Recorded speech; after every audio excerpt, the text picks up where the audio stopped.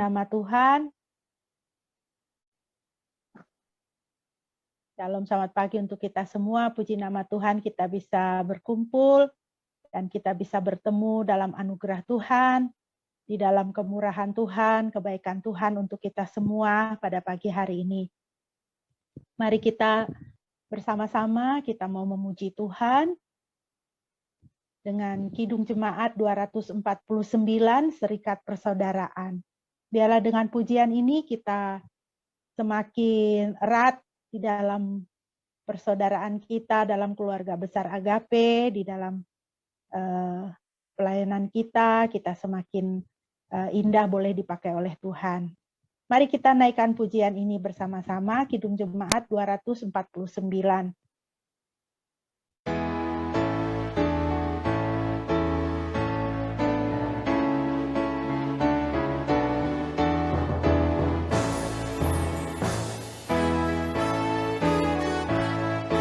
Videonya belum ada. Videonya belum keluar, Pak Joy. Video lagunya belum keluar.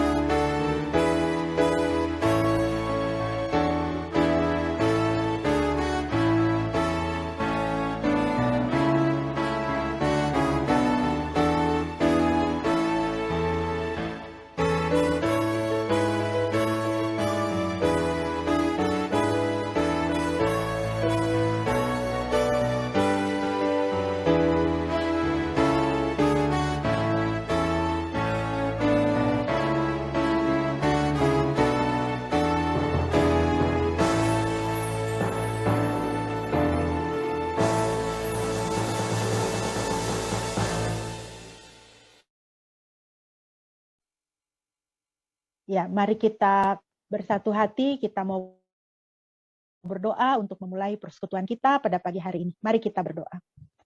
Bapa di surga, kami sungguh mengucap syukur Tuhan untuk kasih sayang-Mu di dalam kehidupan kami. Hari demi hari Tuhan memelihara kami dengan tidak berkekurangan. Kami boleh ada sebagai mana kami ada saat ini Tuhan. Kami sadari semua itu karena kasih sayang dan pemeliharaan Tuhan. Bapa di surga, kami mau bersekutu bersama-sama pada saat ini Tuhan. Kiranya Engkau memberkati persekutuan kami pagi hari ini. Tuhan segarkan kami kembali, sehingga persekutuan kami ini boleh menguatkan kami kembali untuk kami boleh kembali ke ladang pelayanan kami masing-masing. Terima kasih Tuhan, biarlah Engkau ditinggikan di dalam puji-pujian, dan di dalam kami merenungkan firman Tuhan. Terpujilah nama-Mu Bapa, di dalam nama Yesus, haleluya, amin.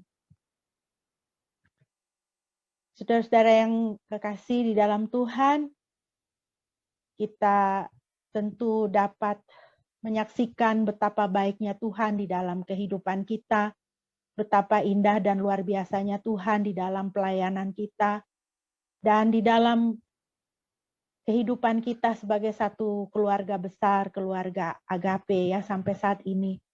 Tuhan begitu indah memelihara dan mempersatukan kita.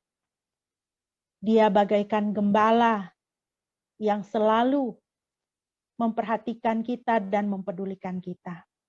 Mari kita bersama-sama memuji Tuhan dari Kidung Jemaat 415. Gembala baik bersuling nan merdu. Kita mau memuji Dia, Gembala yang mengasihi kita, yang mempedulikan kita, yang mengurus hidup kita dengan tangan kasih-Nya. Dan pujian ini juga sekaligus untuk mempersiapkan kita mau menikmati firman Tuhan yang akan disampaikan oleh Ibu Pendeta Kencanawati. Mari kita bersama-sama kita naikkan pujian ini. Gembala baik bersuling nan merdu. Dan setelah itu waktu dan tempat saya serahkan kepada Ibu Kencana.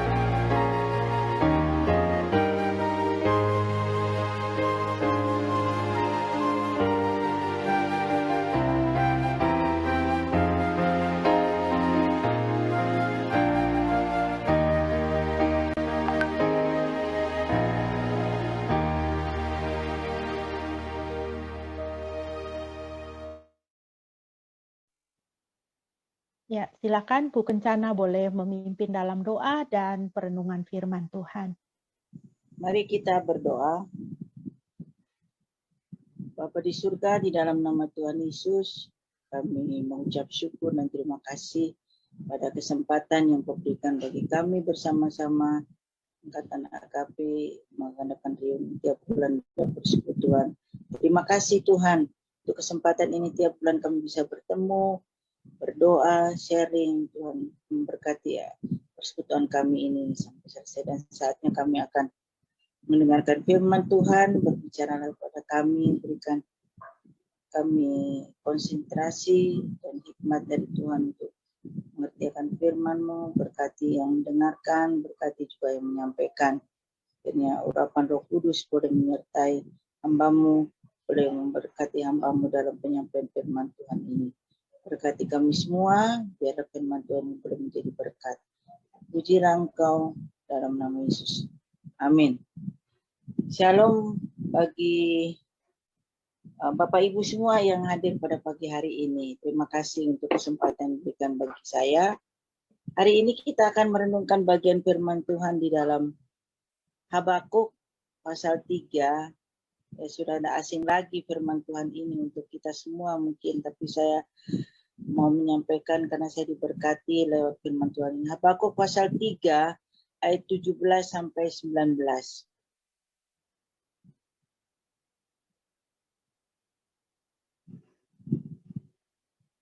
Habakuk 3 ayat 17 sampai 19. Demikian firman Tuhan. Sekalipun pohon ara tidak berbunga, pohon anggur tidak berbuah, hasil pohon zaitun mengecewakan, sekalipun ladang-ladang tidak menghasilkan bahan makanan, kambing domba terhalau dari kurungan, dan tidak ada lembu sapi dalam kandang. Namun aku akan bersorak-sorak di dalam Tuhan, beria-ria di dalam Allah yang menyelamatkan aku. Allah Tuhanku itu kekuatanku. Ia membuat kakiku seperti kaki rusa. Ia membiarkan aku berjejak di bukit-bukitku. Amin. Berbahagialah kita yang merenungkan, mendengarkan firman Tuhan ini dan melakukannya dalam kehidupan sehari-hari. Firman Tuhan hari ini saya mau ngajak kita semua untuk melihat dengan topik yang saya bagikan pada pagi hari ini. Ketika Tuhan diam, apa respon kita?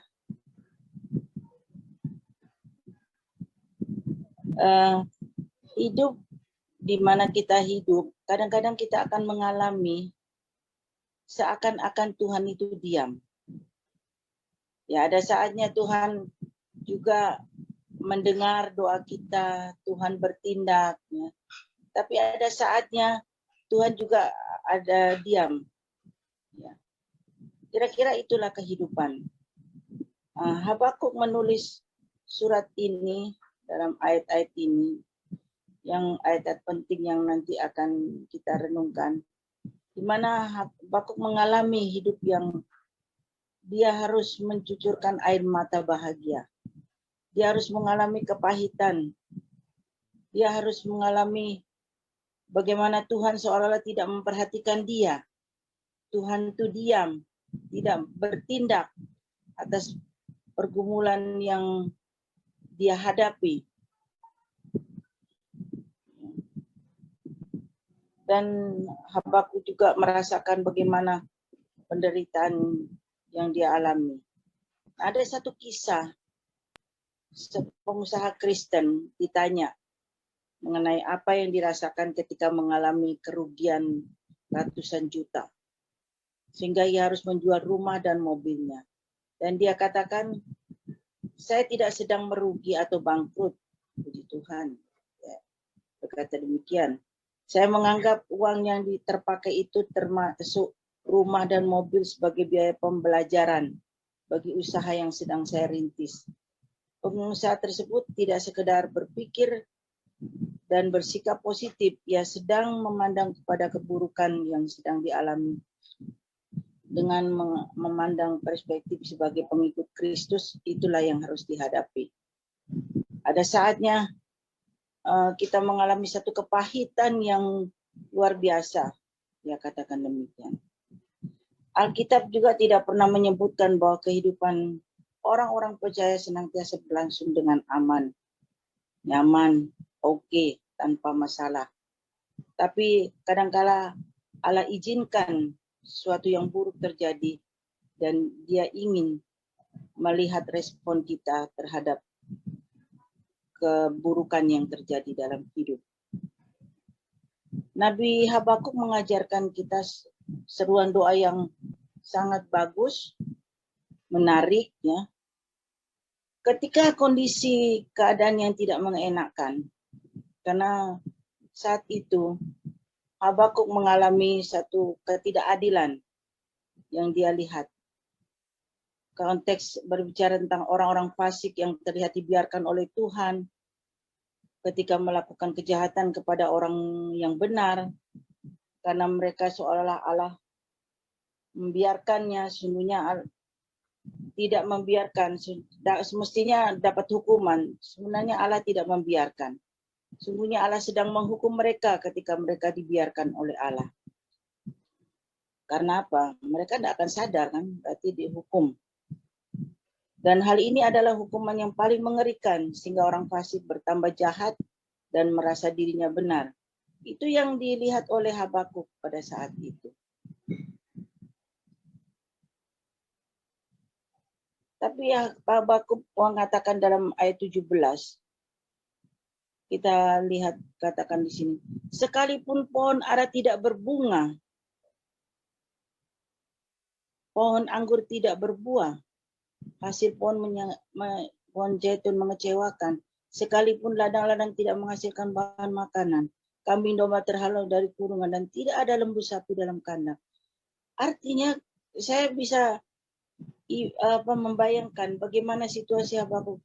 Sekalipun tidak ada bunga pohon ara, wah, kalau kita menanam ya setengah mati, misalnya sudah menyiram dengan air tiap hari. Saya lihat ini teman itu suka menanam tanaman apa saja. Kemudian tiba-tiba ditunggu sampai berapa lama kali terus tidak berbunga. Bagaimana rasanya? Dan katanya pohon anggur tidak berbuah. Nah, pohon anggur tidak berbuah, istilahnya kering. Situasi yang sangat buruk sekali, tidak berbuah, sudah berusaha menanam dengan baik tapi tidak ada buah.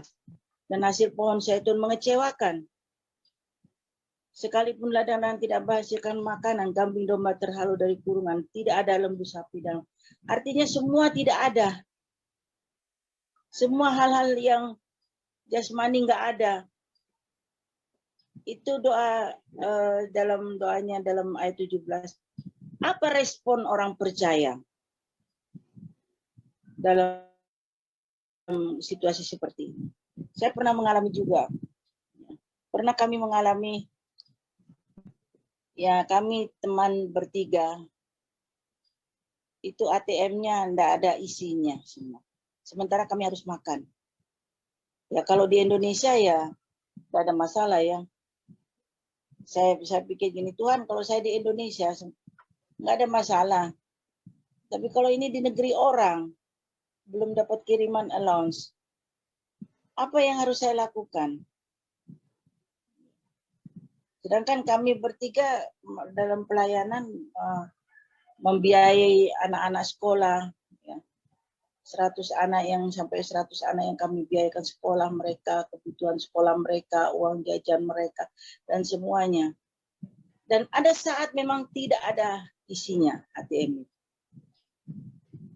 Ya saya pikir gini, kemudian saya mulai berpikir secara logika saya, Tuhan, saya ini di negeri orang. Nah sebenarnya kan pemeliharaan Tuhan tuh di mana saja ya kan.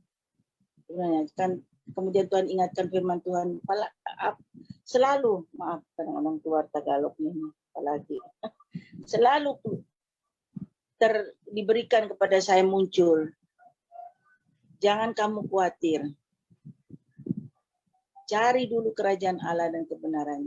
Dan saya bilang sama Tuhan, Tuhan aku sudah melayani Engkau di sini dan Engkau berjanji.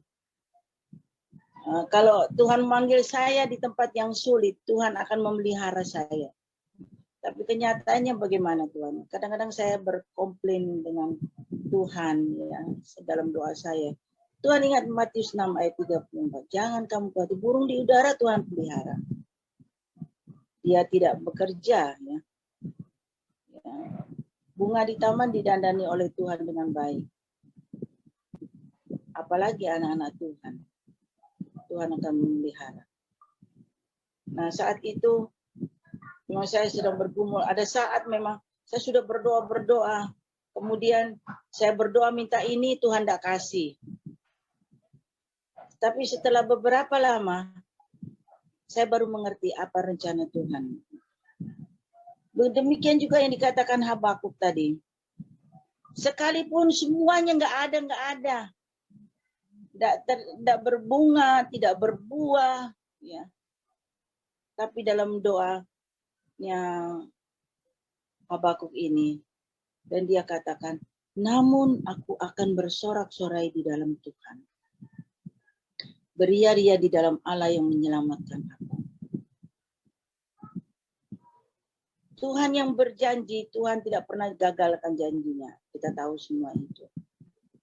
Tapi Tuhan izinkan semuanya itu untuk melihat respon kita bagaimana. Responnya Habakuk pertama memang seolah-olah Tuhan diam.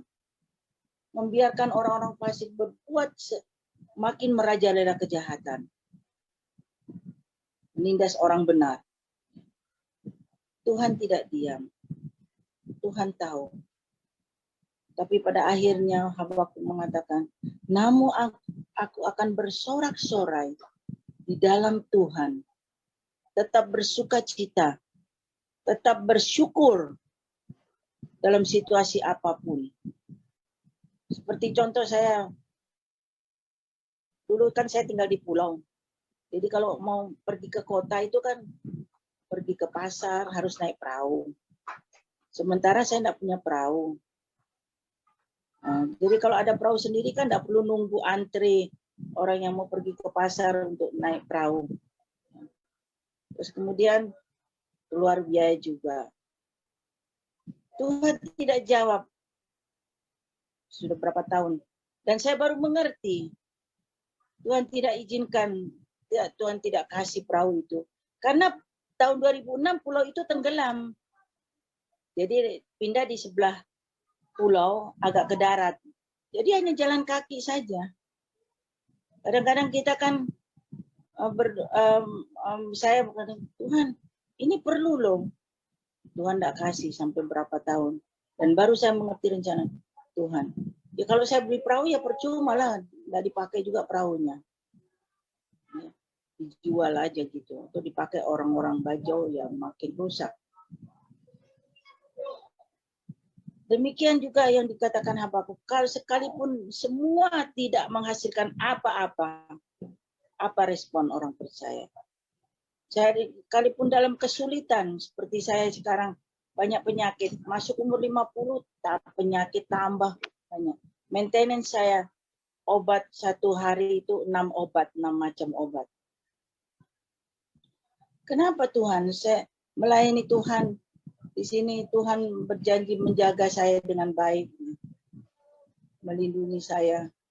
Nah, kemudian saya sakit secara kejepit juga, karena sering jatuh-jatuh di pulau itu, jatuh dari perahu, jatuh dari pengalaman-pengalaman pahit yang saya alami. Saya tinggal di pulau itu mengalami sakit kulit, nggak ada yang tahu. Ya, saya mengeluh sama Tuhan. Karena saya mengeluh sama siapa kalau punya keluarga kan ya suami atau istri gitu, yang suami ke istri, istri ke suami. Tapi saya hanya mengeluh sama Tuhan. Ya. Tuhan mengizinkan semua itu. Kulit saya yang jadi rusak, yang tadinya bagus jadi rusak karena pelayanan. Tapi hal itu saya nikmati. Kadang Tuhan izinkan tidak selalu nyaman dan enak. Ya sekaranglah tinggal menikmati hasilnya. Saya bersyukur kadang-kadang kita memberitakan Injil. Orang itu tidak mau percaya padahal tiap hari anaknya disponsori. Dan saya mau menyaksikan baru sekarang itu selama tahun 2001, 2002 ibunya ini membantu saya mencuci pakaian. Jadi anaknya yang aktif ikut kegiatan kami, ikut persekutuan apa. Dari tahun 2002. Nah, baru pandemik ini Tuhan jawab, Tuhan kasih nyatakan buahnya. Itu ibu itu sekarang aktif dengan sendirinya ikut ibadah ke gereja. Dia sangat kuat dengan tradisi kepercayaannya. Jadi pokoknya anaknya lah, supaya anaknya disekolahkan. Tapi sekarang dia aktif. Saya kaget waktu dimulai buka gereja, jiwa-jiwa banyak sekali saya pikir. Hasil pelayanan, buah pelayanan di rumah-rumah, ibadah di rumah-rumah. Tuhan memberikan jiwa-jiwa baru. Yang daerah sini Tagalog dan juga daerah suku Bajau. Jadi Tuhan nyatakan buat luar biasa. Kadang-kadang kan kita melayani tidak menghasilkan. Tapi Tuhan memberikan sukacita sendiri. Apakah tetap terus kita mau melayani? Ya, kalau ada uang, tidak ada uang, tetap kita terus melayani Tuhan. Dalam situasi yang sulit kita terus memenuhi panggilan Tuhan kita masing-masing. Si Habakuk tetap, karena apa? Allah Tuhanku itu kekuatanku. Dia yang membuat kakiku seperti kaki rusa. Ia membiarkan aku berjejak di bukit-bukit. Karena dia merasakan Habakuk, Tuhan itu kekuatan kita, Tuhan yang memberi kekuatan, Tuhan yang memberikan perlindungan, sehingga kita tidak terjerumus lebih dalam lagi ke dalam hal yang buruk. Habakuk tetap bersukacita. Di sini kita lihat bagaimana Habakuk mengalami pergumulan yang luar biasa. Ya. Pohon anggur tidak berbuah, semuanya tidak menghasilkan apa-apa, tapi dia tetap bersukacita karena dia tahu Tuhan yang memberikannya. Karya Tuhan tak hanya dapat kita rasakan ketika keadaan kita serba baik. Ketika kita berada dalam kondisi sulit, pergumulan, tapi kita mampu bersyukur karena meyakini bahwa Allah tak pernah meninggalkan kita. Itu pun merupakan karya Allah yang luar biasa. Nyanyian Habakuk ini dapat menginspirasi kita untuk melakukan yang sama, terutama pada masa-masa sulit. Bagaimana kita menghadapi kesulitan. Kalau seolah-olah Tuhan membiarkan. Di sini katakan, namun aku tetap bersukacita, bersorak-sorai di dalam Tuhan. Tetap bersemangat melayani Tuhan, tetap bersemangat untuk memuji Tuhan, tetap bersemangat dalam mencapai banyak jiwa. Pergumulan, masalah kita hadapi bersama Tuhan. Kesulitan apapun, situasi yang sulit, mari kita tetap bersemangat dan bersukacita. Dan kita punya persepsi yang benar mengenai karya Allah akan muncul. Memunculkan respon yang berbeda saat kesulitan melanda. Ya, seperti saya, dalam kesulitan yang menimpa saya, nggak ada uang sama sekali, zero. Apa respon saya kepada Tuhan? Masa Tuhan mau membiarkan saya nggak makan? Puji Tuhan. Jadi anak-anak itu waktu di pulau, Mam, saya cari kerang ya, kerang istilahnya, kan lagi low tide gitu. Jadi saya cari kerang, Membati yang masak. Ya, jadi ada lauk lah istilahnya. Beras ada, tapi yang lauk yang tidak ada. Bagaimana mau beli belanja untuk ke pasar? Tidak ada uang sama sekali. Terus kemudian gasnya itu habis. Jadi pakailah saya kayu bakar. Ya, itu pengalaman pertama saya masak di kayu bakar. Tidak ada rotan, akar pun jadi ya, kata istilah itu. Tuhan sungguh memelihara. Tuhan tidak membiarkan. Kalau Tuhan berjanji, Tuhan menepati janjinya. Prinsip saya, Tuhan yang memanggil saya di tempat pelayanan yang sulit, yang tidak menghasilkan uang, Tuhan akan memelihara hidup saya sampai sekarang. Puji Tuhan. Jadi luar biasa Tuhan itu, karya Tuhan yang hebat, luar biasa, yang kita rasakan setiap kita punya pengalaman masing-masing dalam kesulitan, pergumulan, tantangan. Tapi kita lihat di sini bagaimana Tuhan sungguh baik dan amat baik. Sampai saat ini saya tetap berkata, Tuhan sungguh amat baik dan sangat baik. Sekalipun harus mengalami kesulitan-kesulitan seperti saya sekarang, malah penyakit-penyakit macam-macam ya. Ya, jadi ini kaki yang sebelah kiri sudah nggak bisa berfungsi dengan baik. Maksudnya jalannya agak sedikit sakit. Tapi saya lihat kemarin, kan jemaat itu minta, Mam, berkatilah, doakanlah rumah saya karena sudah berhasil, anaknya sudah kerja, beli motor. Wah, luar biasa nih orang Bajo ini. Yang anak yang kami sekolahkan sudah punya pekerjaan dan beli motor. Dan saya harus naik rumah orang Bajo itu kan rumah panggung yang tinggi-tinggi, harus naik tangga. Terus saya bilang, katanya mereka, Membati di bawah aja. Kalau di bawah kayaknya nggak enak. Saya sharing, firman Tuhan, berdoa untuk keluarga itu. Karena banyak orang, ada musik, ada apa. Terus kemudian, tidak Mam, di bawah aja. Mereka siapkan tempat duduk itu di bawah. Terus saya bilang gini, Tuhan, saya mau naik ke atas. Bagaimana ini kaki saya yang sebelah kiri? Saya lihat, saya baru sharing firman Tuhan tentang bagaimana kehidupan orang percaya naik tangga untuk bisa menggenapi janji Allah, pengharapan yang tidak mengecewakan itu. Terus saya bilang ini saja, Tuhan, saya mau coba. Saya coba, Mambati bisa naik tangga. mereka tolong saya dan puji Tuhan. Dalam kelemahan saya mampu menghadapi itu. Seperti Paulus katakan, justru dalam kelemahanku kuasa Tuhan sungguh nyata. 2 Korintus ya, atau 1 Korintus 12 ya, ayat 7 dan 10. Tuhan izinkan duri dalam daging itu, dan izinkan kesulitan, pergumulan. Ya, Tuhan izinkan saya sakit kaki sekarang karena mungkin pandemi, tidak bergerak di rumah saja. Jadi mungkin itu membuat masalah kemungkinan atau stres tapi Tuhan luar biasa. Kuasa Tuhan sungguh nyata di dalam kelemahan saya. Tuhan itu sungguh baik ya. Dalam situasi apapun kesulitan, Tuhan tetap berkarya dan karyanya sungguh luar biasa. Sungguh nyata kuasa Tuhan dalam setiap yang kita lakukan.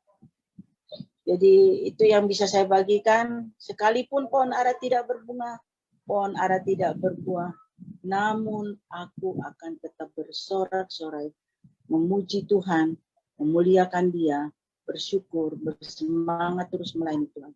Tuhan Yesus memberkati. Amin. Mari kita berdoa. Tuhan, terima kasih untuk firman Tuhan yang boleh kami renungkan. Tuhan terus bekerja di dalam hati kami masing-masing, memberikan kekuatan bagi kami untuk kami tetap terus bersyukur, tetap terus memuji Engkau, bersemangat dalam situasi sulit apapun. Tuhan. Terima kasih Tuhan, Hamba sudah menyampaikan, biarlah Roh Kudus bekerja terus dalam setiap yang mendengarkan. Terima kasih, dalam nama Yesus kami berdoa. Amin.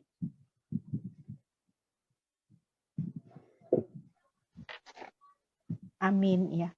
Terima kasih Ibu Kencana untuk firman Tuhannya yang begitu menguatkan kita semua dan juga kesaksiannya. Tuhan sungguh indah ya, Tuhan itu sungguh baik, sungguh luar biasa. Kiranya Tuhan selalu memberkati dan memenuhi kecukupan Ibu Kencana di ladang pelayanan. Baik, saudara-saudara yang dikasihi Tuhan, kita akan memasuki ruang kesaksian. Saya beri kesempatan untuk saudara-saudara yang mau bersaksi, ya paling lama aja ya, supaya sebanyak bisa kita bersaksi ya. Mungkin sebelumnya mari kita kembali menyanyi dari Kidung Jemaat 415 Gembala yang Baik. Sembari saudara-saudara yang mau bersaksi bisa mempersiapkan diri ya. Kidung Jemaat 415 Gembala yang Baik bersuling nan merdu. Ya. Musiknya bisa ditampilkan.